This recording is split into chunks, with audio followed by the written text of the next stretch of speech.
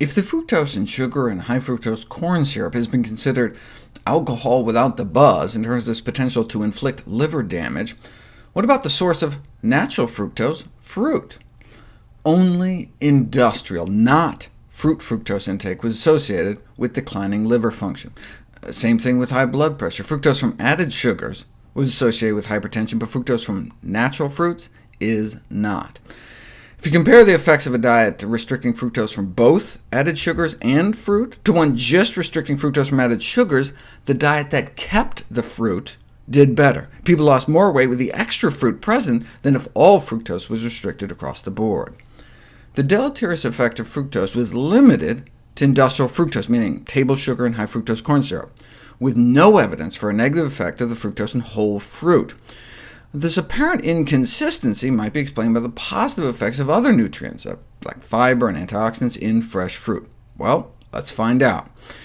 If you have people drink a glass of water with 3 tablespoons of table sugar in it, which is like a can of soda, this is the big spike in blood sugar you get within the first half hour.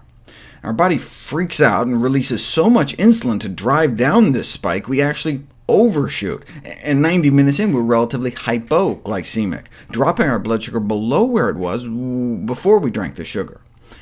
In response, our body dumps fat into our bloodstream as if we're starving.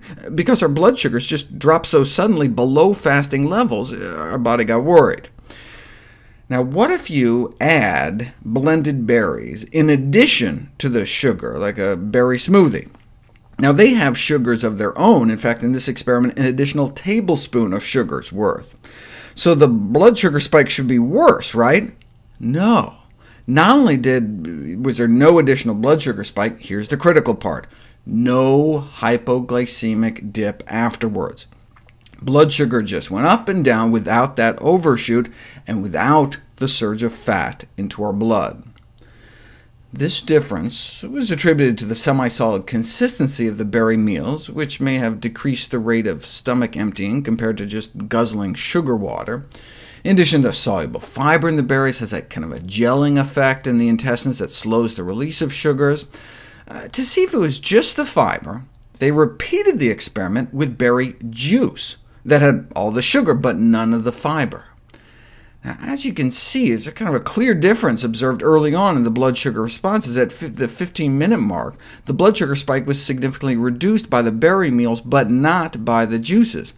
But the rest of the beneficial response, like at 90 minutes, were almost the same between the juice and the whole fruit, suggesting that fiber may just be part of it. It turns out there are fruit phytonutrients that inhibit the transportation of sugars through the intestinal wall into our bloodstream.